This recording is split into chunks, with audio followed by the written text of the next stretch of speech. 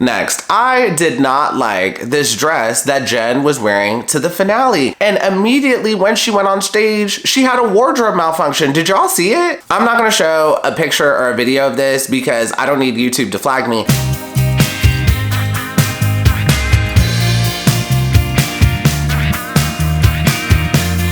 Hi everyone, my name is Demetri and welcome back to DemetriTube, The Bachelorette, the finale. Let's talk about it. As always, if you're enjoying my videos, please go ahead and pound that like button, pound that subscribe button, and ring that notification bell. I'm a growing YouTuber and the likes and subscribes really help me out.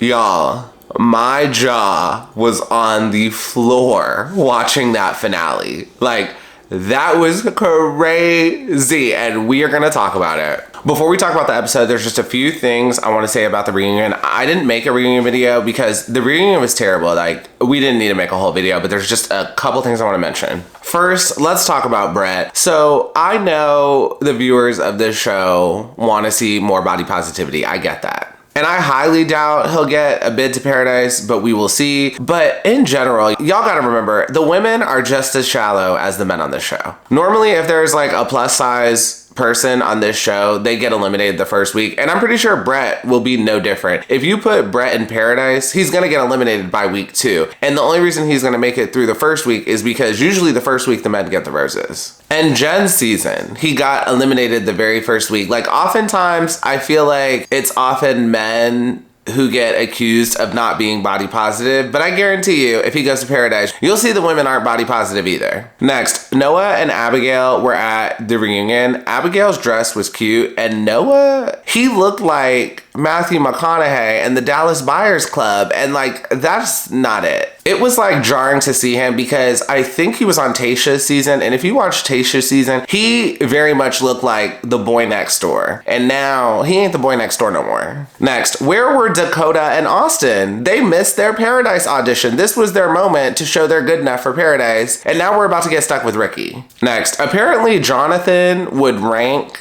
Jenn's dresses, and the dress she wore in the reunion made it to the #1 slot. Not Jonathon trying to steal my gig. I thought I was the only one talking about the fashions. And lastly, when Jenn dragged Sam M, I really just did not like it. This was clearly, to me, this was like created more so by producers, and this was like her girl power moment, but it was just so unnecessary.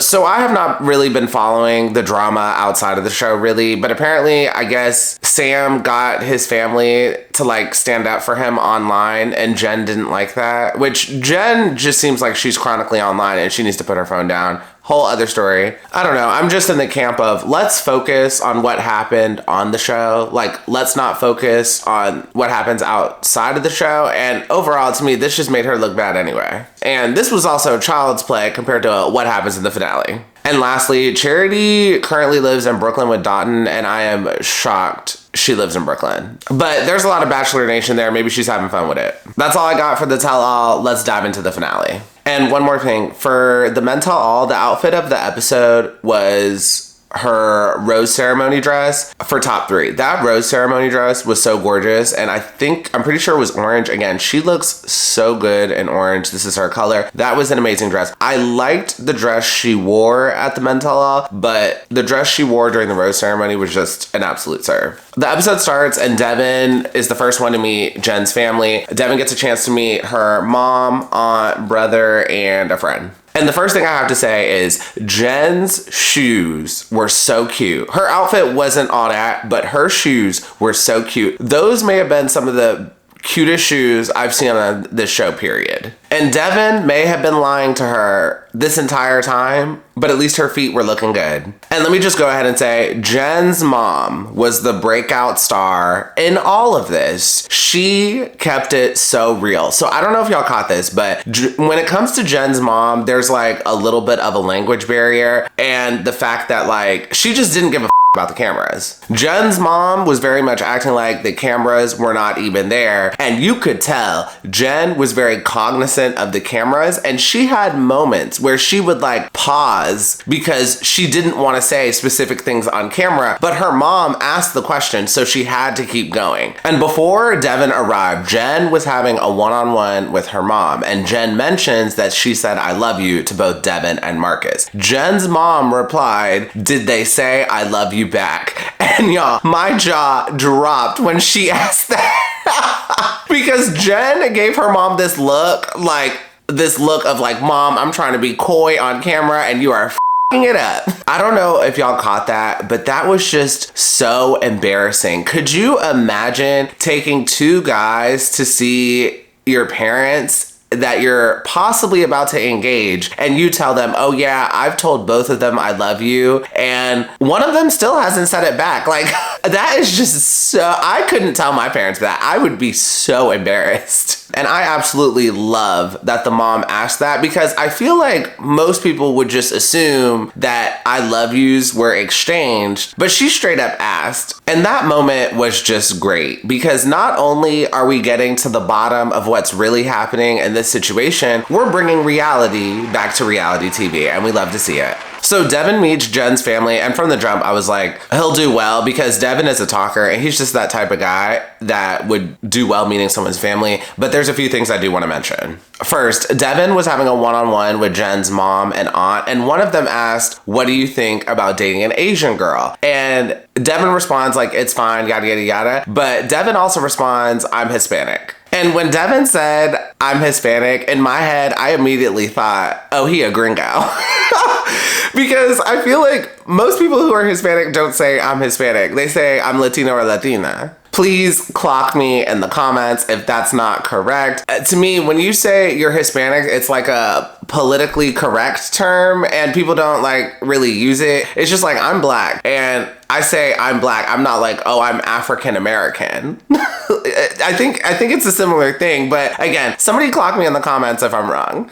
And then after that, Jenn's mom asks, what if you're not the final guy? And Devin responds, it would kill me so much because I believe in what we have. And that is a straight up lie, because literally the day after Fantasy Suite, you pressured her to give you an answer. Devin, you do not believe in what you have. And not only that, you straight up lied to her mother. After that, we have a one-on-one with Jenn and her mother. And in this is the moment I'm talking about where it seemed like Jenn was trying so hard not to say too much on camera, but her mom was asking legitimate questions. And her mom tells her that she thinks her and Devin need more time. And in this moment, I truly thought Jenn's mom just didn't think she was that into Devin. After that, Devin has a one-on-one with Jenn's brother, and Jenn's brother asks about engagement and whether or not Jenn was vulnerable, and Devin responds, she played it safe and thought of us as a collective group. What I needed in that moment was to be separated from the group and treated like I was a singular person. And Devin brings up the fact that she reassured him and he got the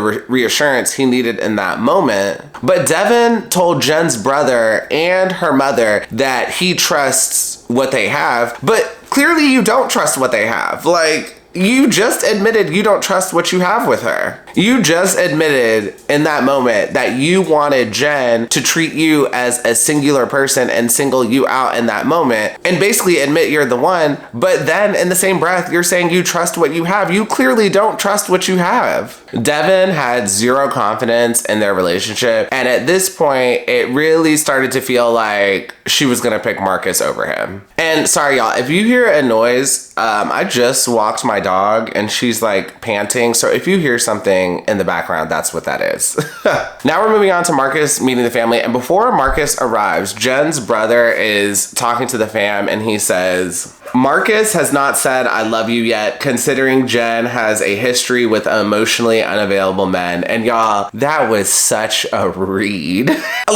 He's not wrong. He's not wrong. Jenn does have a history of dating emotionally unavailable men, but for him to say it was just like such a read. Like, I would have been like, brother, did you really have to say that on TV? Like, in all honesty, this is one of the realest Meet the Families I have seen in a while. And y'all, I was eating it up. Marcus arrives and he meets the family. And we don't need to go over what he said, but he does not give any good answers the entire time. And at one point, Devin is having a one-on-one with Jen's mom and her aunt. And one of them asks, "Are you really falling in love with Jenn?" And then he stopped and literally was thinking for a moment, and that was so embarrassing. You're supposed to get engaged to this girl next week, and when someone asks if you love her, you have to like stop and think hard and deeply about this. And then Jen's brother tells her that he didn't give really good answers at all, and he even says that Marcus fits that emotionally unavailable role you've had in your past. And at this point, it should have been a light bulb moment for Jenn, but she responds to her brother. "It is concerning he is hesitant, but I also know his heart and his intentions and how genuine and sincere he is. And he does fight for the people he loves and fights to be here for me." And Jenn just sounded like she was playing herself. And I don't know if y'all got this, but at one point, Jenn blamed the trauma of how he was raised as to why he could not get there with her. And I thought that was the biggest reach. Like, we're just using excuses at this point. And Jen's brother responded like, "Oh, I'm not a psychologist. I don't fully know trauma, yada, yada, yada." And I'm the same. I don't fully know trauma either. What did y'all think of Jenn blaming the trauma of Marcus's upbringing for why he could not get to the "I love you" point now? What did y'all think of that? Let me know below in the comments, because I thought that was such a reach. And overall, during all of this, I thought Marcus was giving a show. And in general, Marcus just does not seem ready, period. And it was like super frustrating to watch, because it's like, Marcus, why did we let it get this far? And then after that, Marcus and Jenn have a one-on-one, and there is a dramatic shift in the music. Like, they're clearly setting Marcus up to look like the villain. And Jenn is just asking him some basic questions. And one of the questions she asks is, "How do you see this ending for us?" And Marcus could barely give an answer. And not only was this scene super dramatic, but it became super evident to me that Jenn is about to get played. And like, forgetting about the fact that he's not ready to say "I love you," and forgetting about the fact that he's not ready to get engaged, just a simple question: how do you see this ending? First of all, this is a question she should have asked him in the fantasy suites. Like, this show has been done so many times. The ending of this show is supposed to be an engagement, but like, Marcus, if you're not telling me "I love you," if you don't see us getting engaged, what do you see happening after the show? Do you see us dating? Do you see us breaking up? Marcus, at this point, why are you here? Like, why are you here? And what eats me up the most about this is she should have asked this during the fantasy suites, but I don't think she did, and we're gonna talk about that a little more later. So whether or not you get engaged or stay together, this show is going to come to an end, and it's gonna come to a very public ending. And to put this simply, there are literally 3 options at the end of this. You're either gonna get engaged and stay together and try to make this work. You're going to stay together and try to make this work but not be engaged yet, or you're gonna break up. Those are essentially the 3 options. That's all you got. And the fact that Marcus could barely give an answer for what he saw for after the show was so crazy. And at this point, it's clear he wasted her time. After that, we move on to the final dates. Devin and Jenn have a final date. I did not like Jen's outfit, and this date was really boring. There's like nothing to talk about. So we're gonna go ahead and move to the date that was supposed to happen with Marcus. And for this supposed to be date, Jenn is wearing this jumper, and this jumper is so cute. I wish it was a different color, but this is a really cute jumper.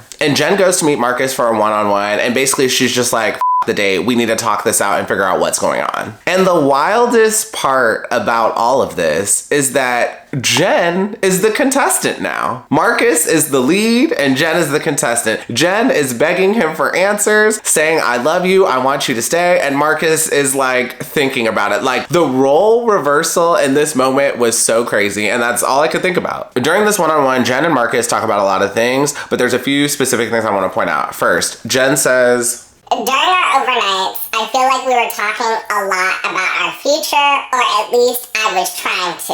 I don't know if you were excited about any of that or saw me at any of that."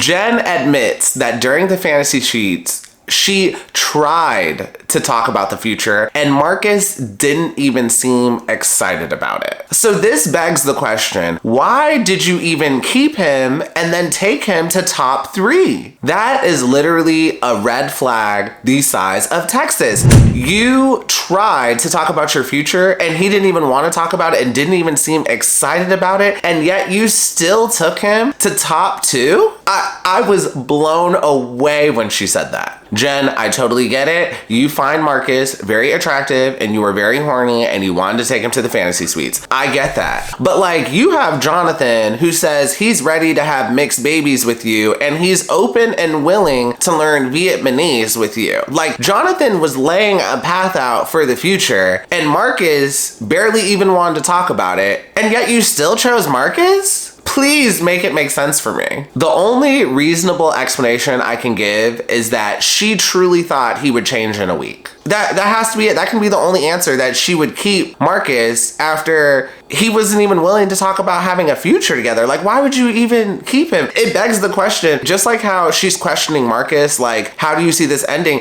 Jen, how did you see this ending? Because it seems like you didn't see a clear ending for this either. After that, Marcus responds to Jen, "It's not that I can't picture it. It's scary for me. I'm struggling for sure." And when it comes to Marcus, it's just, it's too little too late. And here in this moment, we actually get to see one of the biggest issues with dating nowadays. So I'm sure y'all have seen this. If you get on social media, like if you get any social media that talks about dating, if you hear people talk about dating, yada, yada, yada, they're always like, be open and honest and communicate. Always be honest, communicate. Always be honest, communicate. That's what you see. That's what you see all the time. And that is what we get from Marcus. Marcus says he's open and honest and he's not keeping anything. Now that is great, babe. I'm glad that you are being open and honest with everything. I'm happy about that because we don't like liars. But the problem is people are being open and honest, but people are not actually applying that openness and honesty to themselves. At this point, it is very clear that Marcus is not ready, and it begs the question, why did you let it get this far? If you were not ready, you should have not come on the show. And again, if you thought you were ready and then going on the show, you realized you weren't ready, that's fine. I totally get that. But literally, you saw this in your head a week ago, maybe a couple weeks before that. For you to wait until this point to tell Jen you're not ready is just so crazy. Like, why did you let it get this far? And yes, I get it. You're being open and honest, yada, yada, yada. But you should have been honest with yourself and left last week. And not only should Marcus have left sooner, this is partly Jen's fault too, because she should have eliminated him sooner as well. She had multiple opportunities to eliminate him, but she didn't. And then at one point, Marcus responds to her and says, "I'm worried I won't find someone else like you." And I was so ready for Jen to be like, "You won't." But she didn't do that. So Jen ends up breaking up with him. We get a little bit of a girl power moment. It's like, I'm done with emotionally unavailable men. I've done this time and time again. I'm ending this, yada, yada, yada. So she breaks up with him and Marcus gets eliminated. And the one thing that blows my mind about all of this is that, but with both Marcus and Devin, there's no, yes, you may be scared. Yes, you may not be ready, but there is absolutely no sense of, let's try to work it out together. Let's try to figure it out together. I'm not perfect, but I will be loyal and figure this out together. Like, what happened? Like, there's none of that with both Marcus and what we'll see is with Devin later on. And overall, personally, I just thought Marcus was being very selfish by waiting this long and taking it this far. After that, we go back to the live studio audience with Jesse Palmer and Marcus, and they eventually bring out Jen, and there's just two things I want to mention in this moment. Marcus tells Jesse Palmer, I wasn't living up to what she needed. And I really wish he could have elaborated on that, because Devin later on says the same exact thing. So I'm not excusing Devin or Marcus's behavior at all, but the fact that both of them said that was very interesting. It just led me to think Jen must have very high expectations. And I just wish we could have elaborated more, because I was very curious as to what those high expectations are, because both Marcus and Devin said this. They both said something along the lines of, she has very high high expectations and I was not living up to those. And I'm gonna try to explain this the best I can without sounding weird, but this may sound like a little trad wife, but like Jenn is one of the youngest bachelorettes we've had in a while, and I'm just surprised her expectations are so high. And there's nothing wrong with having high expectations, and again, we don't know exactly what her expectations are, but if you wanna have the house, the kids, the dog, the glamorous Instagram life, you wanna travel, yada, yada, yada, that's fine, but also keep in mind you're 25. Like, there's time to get all of that. And also Marcus is 32 and I think Devin is like late 20s. Like, those things take time, so I'm assuming she wants to get some of that stuff done quickly, but again, they never explain what her high expectations are, so we'll never know what she wants. Next, I did not like this dress that Jenn was wearing to the finale, and immediately when she went on stage she had a wardrobe malfunction. Did y'all see it? I'm not gonna show a picture or a video of this because I don't need YouTube to flag me, but immediately when she sat down, she had a little bit of a nip slip. Did y'all see that? Or was I the only one who saw it? Next, I'm gonna say this as gently as I can. Jenn is a member of the Itty Bitty Committee, and she's not the most blessed in that region. And this dress very much emphasized that. This dress made her look even more flat than she already is. And if y'all watch my channel, y'all know I am a big proponent of choosing garments that highlight your best assets and your best features. Like, put something on that shows off your best qualities, and this dress did basically the opposite of that. There's an art to dressing for your body type, and I just don't understand how this dress got cleared. Like, I just don't get it. After that, we get some more footage of Jenn and Jesse Palmer in Hawaii, and they're having a one-on-one, and we get another girl power moment. Jenn is gonna take control of her relationships, take control of her life, and she admits that she's gonna propose to Devin. And I could have thrown up the moment she said that. And in this moment, it's so ironic because she's like, I gotta do what's best for me, what's gonna make me the happiest. I'm gonna do what's best for me, and I'm gonna propose. did we already forget that, like, a relationship is a partnership? And all I'm hearing about is me, me, me, me. And Jenn decided to do this because she wanted to show Devin a huge gesture and show her love. And this part was just so gross to me because if you've been following my season, y'all know I have not rocked with Devin pretty much the whole season. And now she's gonna propose to him. It's just like, it just makes it even worse. So immediately after that, we go back to the live studio audience with Jesse Palmer and Jenn, and we start to get an exit interview, and Jenn is immediately crying. Jenn explains that immediately after Hawaii, things were different and Devin was already pulling away and the effort was inconsistent. She felt secondary to everything in his life. They had a happy couple planned last month and he broke up with her and ended the engagement. Jenn also says he didn't love her anymore. He felt something was off, and he felt like something had been off since the proposal. And Jenn also offered to end the engagement and just date, but he didn't want that either. So let's stop there and talk about a few things. First, I am shocked that they didn't make it to after the final rose. I really thought Devin and Jenn would make it to after the final rose, and then they would break up like a month later. Maybe even make it up to 6 months. But the fact that they only made it like maybe a month or two after filming is so crazy. Next, they zoomed in on Rachel Recchia during this moment, and did y'all see Rachel's face? Rachel was literally having flashbacks to her happy couple and how she broke up with Tino in that moment and had like a dramatic finale. Did y'all peep that? Next, if y'all don't know what a happy couple is, basically the show ends filming and then Devin and Jenn chose each other, yada, yada, yada. So they get like 3 to 4, it may be 2, I don't know the exact number, but they get happy couple weekends because from the end of filming to after the final rose, that's like 3 or 4 months at least. It could be longer, and they can't be seen together or it'll spoil the show. So the show sets up happy couple weekends so they can actually see each other and hang out. Next, during this point, they also zoomed in on Jonathon and Jeremy, and they both looked so uncomfortable. And lastly, Jenn was giving us the dramatics. Like, they immediately started the interview and she was already bawling her eyes out and crying. Like, ABC was right. This finale was very shocking because the way my eyes perked up when instead of showing the proposal, they showed her on stage immediately crying. Like, Jesse Palmer hadn't even asked her a question yet. And lastly, they eventually showed the proposal, but initially, I want to say Jesse Palmer said, hold on, let me look this. Jesse says, you won't be seeing that proposal. That's right. Because of what transpired that day in Hawaii, we've decided it wouldn't be appropriate for anyone to see until we heard from Jenn. So Jesse Palmer, as always, he has to ham it up. That is his job. He made this one of the most dramatic statements we've ever heard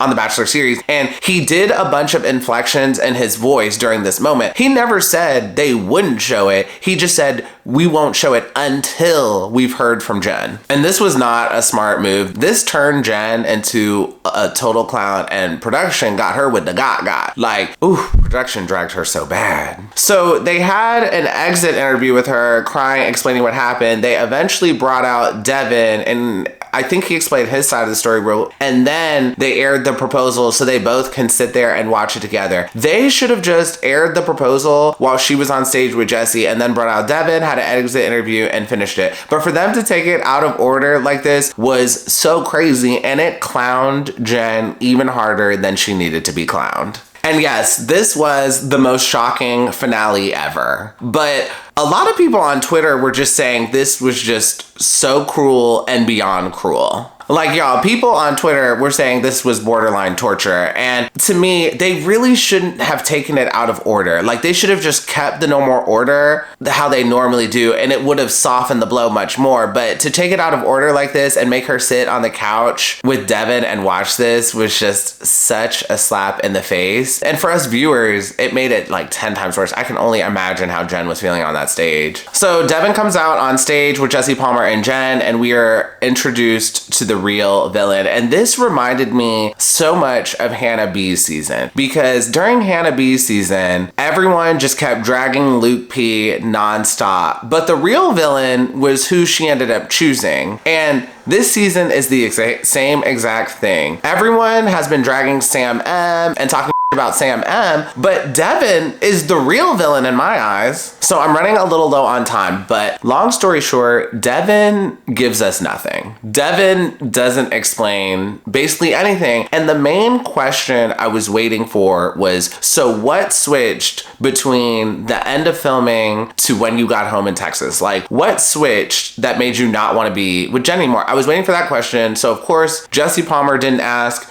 Jenn didn't ask it, and we really didn't get any answers. But there are a couple things that Devin mentions that I do want to point out. Devin says when he left the show, he had doubts, and during this whole exit interview, Jenn and Devin are arguing. Jenn keeps bringing up things from like Instagram and what happened after the breakup when they were in the real world. But Devin at one point even says, I'm not here to talk about post-breakup. I'm here to talk about the breakup that happened. And I hate to say this, y'all, but I was with Devin. I want to hear about the breakup that happened on the show too, but Jenn kind of kept taking it to other topics. And also, in that moment, Devin was very surprised at the questions Jenn was asking and the things that she was bringing up. It almost sounded like Jenn and Devin had a pre-breakup plan, and Jenn was going off that plan. Did anyone else think that? Because that's what it sounded like to me. And then later on, Devin says, I fell short of your expectations and you were shrinking yourself to be with me. Like I said earlier in this video, Devin felt like he couldn't live up to her expectations, just like how Marcus said basically the same thing earlier. And I'm just like, what was Jenn expecting? Like, I wish we could answer that question. And one more thing about Devin before we go back to Jenn. Devin was a total douchebag throughout all of this, and he was very unserious throughout the whole thing. So then going back to Jenn, Jenn mentioned that soon after he ended the engagement, he followed Maria on Instagram. And then Devin claimed he was hurt, but Jenn says, you were hurt, but you were clubbing in NYC with Jeremy. So a few things I want to mention about this. First, Jenn was not initially meant to be the Bachelorette. It was supposed to be Maria. And not only that, a few weeks ago, Sam M mentions like 7 weeks in the process that he thought the Bachelorette was going to be Maria and not her. And going even further than that, Maria and Jenn had beef like on Instagram or on the internet somehow, yada, yada, yada. So the fact that she got engaged to Devin and then they broke their engagement and then he follows Maria, like not only was she stabbed in the back, Devin twisted the knife. Like that is just so cruel, and he should know that's a sensitive spot for her. I'm pretty sure, was Devin on that date? I'm pretty sure he was. Devin was on that date in iHeartRadio where Sam M said that he thought Maria or Daisy was going to be the next Bachelorette. And Devin heard how evil that sounded and how crazy that sounded. So for him to leave the show, get engaged to Jen, and then follow Maria was just like, that was wild. Next, Not My Baby Jeremy being an accomplice and taking Devin to the club in New York City.